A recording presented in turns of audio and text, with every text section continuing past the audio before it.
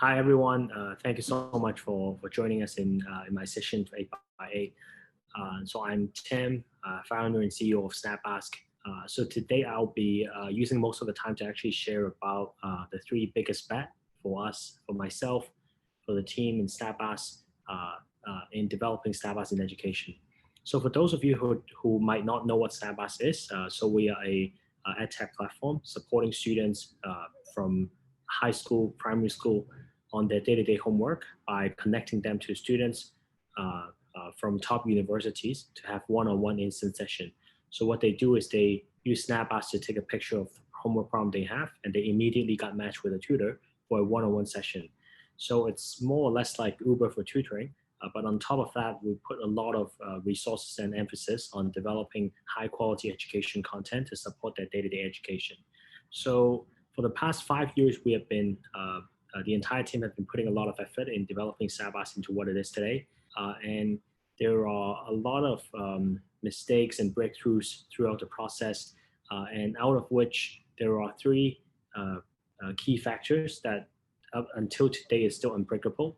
It's still the key principles that we're buying into. Everyone in the team is buying into to developing Snapask. So I'll be sharing about these three biggest bet from us. So first and foremost, I guess when people look at tech companies, a lot of them would immediately think about, education and schooling. It's a very, very, very old system. It's been here for decades, if not centuries. And when technology comes, when new economies is applied, it will mean disruption. It will mean tech companies or platforms or technology will disrupt traditional schooling. And what we realized is we thought that's true, but throughout the whole process, we realized actually school is here to stay. They are gonna be here forever, in my personal opinion. And what we have been experiencing is it's unnecessary to really change the behavior for people to go to school and learn. It encompasses a lot more than just what they have in school for classes or exams or tests or homework. It's actually an entire experience for them to spend hours in school every day, such that parents can go to work. They don't have to worry about their kids. So schools is serving a special purpose, but a lot of it is unrelated to learning anymore. So our job is not to disrupt schools, but in fact to help them to build better teachers and build better books. By books, I mean better content, better learning material. So with this principle in mind, with this biggest bet in mind, so what we are doing in Snapask, it means we don't have to change school. And if we want to move fast, don't even think about working with schools. So that's why there isn't much of our capacity or energy spent in partnering with schools. There are some, but not majority of our effort. Most of it is still spending on improving the platform, the offerings for students to help them on studying. So, and the second assumption we had, and it's continuously proven to be right, which is most of the learning will happen outside of school. And as I mentioned earlier, school will serve a very different purpose in the future. And it's mostly like a daycare center. And most of the learning will actually happen outside of school, at home, during students' self-study hours. So in the industry, it means for players like Snapask and other edtech platforms, if we want to win the market, if we want to win eyeballs, win customers' love, what we need to do is to build the best teachers and the best content. Whoever had that will win. So that's just our first insight that we are, that is always at the back of our mind whenever we're developing product. So the second, and which I think amongst the three is the biggest bet, which is an unorthodox mindset and mentality that people can actually self-learn, and the future will be for the self-learners. I think this is very true for myself. I'm not sure for every one of you here. I guess a lot of things in school that I was taught, things that I absorbed in classes, actually quite irrelevant to me. But whenever it's off school hours, off class, everything I found online, when I read books, read newspaper, read about things that's happening around me, hear about news from friends, play a new game, it's always yourself interacting with that piece of knowledge. And if you have acquired a skill of self-learning through experiencing certain things, this effect will snowball. It will eventually become your intrinsic attribute that you can learn new things better and faster every time. It's actually one of the key principles for us when we are developing products. And it means for us, whenever we are building products to connect students to tutors, whenever we are developing functions for that purpose or developing content, we have to make sure we're not following the school system so that you are learning at 12 years old, learning basic algebra, 15, you're learning trigonometry, and topics doesn't necessarily have to be step by step. Anyone, if they have acquired the true power of self-learning, they can actually learn anything at any time, at any age. So it means to us, we will be successful one day if we look at users on our platform. Even an 8-year-old student can learn calculus with us, regardless of what age or what level they are. If we have content and functions that can support students of any background, any ability to perform self-learning efficiently, that will be the day that we are successful. And what we realize is also because of self-learning, it's a process that's very, very different from most people. What we need to do is to actually give them a choice.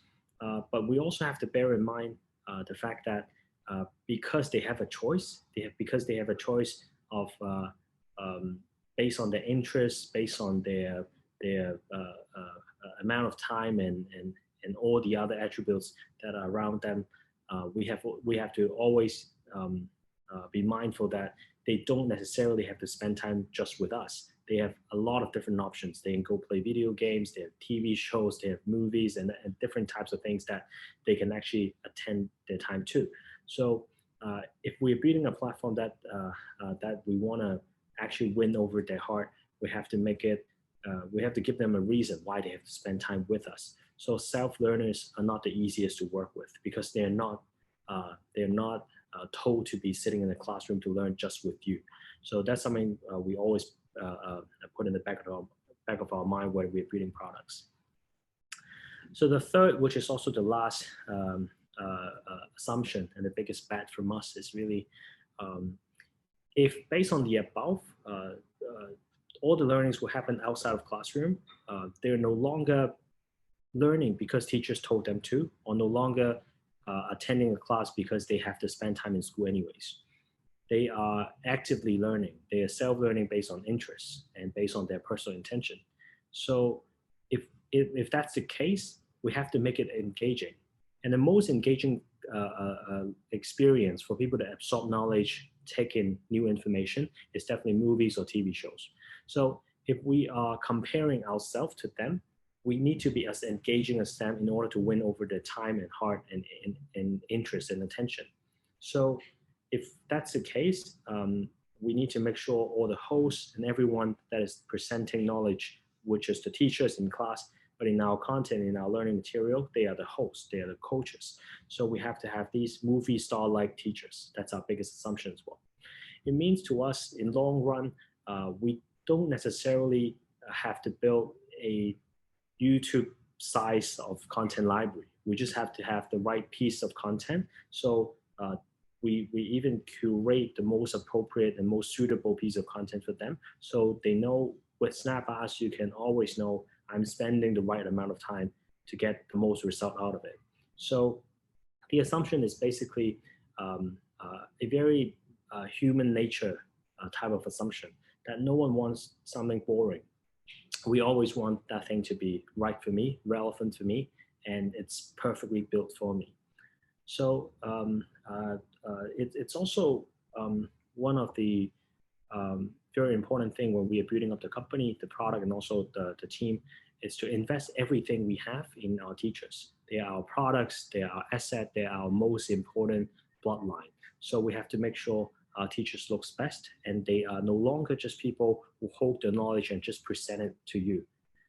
They're basically actors. They have to make it entertaining, engaging, and make sure that you are taking things out of every class. And every minute they're spending, it costs a lot of effort for them to build those classes. And it means, based on all of the above, the very, very last information that we always remind ourselves constantly every day, we are no longer building a company in the education industry. It's already a battle in the entertainment, technology, and education industry. Everything hold into one, all these different industry crossing in the same point, in the same junction. So that's very important for us. And based on these three assumptions, we are working on Snapask every day to make sure it's the best platform for students to learn, and they can most effectively get things out of us.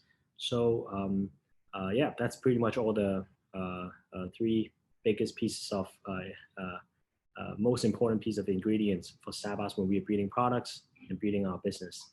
So for those of you who always wonder what is the winning formula in entrepreneurship, in startups, in building your own business, I think the sad truth is there is no one single simple formula for that.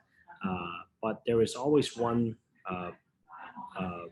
thing we continuously adopt as a mentality, as a methodology, which is I like this method a lot. Entrepreneurship, it's like a shooting game. It's like you're aiming at the target. You cannot always aim for so long before you open fire. You cannot always spend your time and effort in aiming on the target. You have to put your first bullet out first, and based on how far you miss the target, to adjust how you are doing things now. So based on that, you iterate. Based on how far your target is, how far you are from the target, to adjust.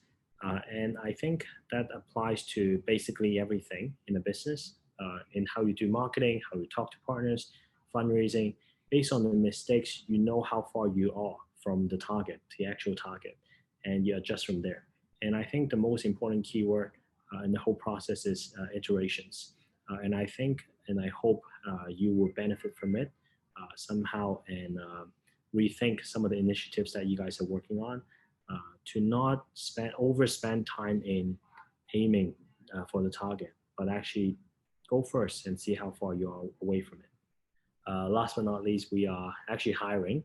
We hope we can find the right people with the right mindset that buys into our biggest assumption mentioned above, to join us and build this together. So we're hiring a lot of teachers and production talent. So if you know anyone, or if yourself is already very passionate in education, come find us. Search Snapask and find us. Thank you so much.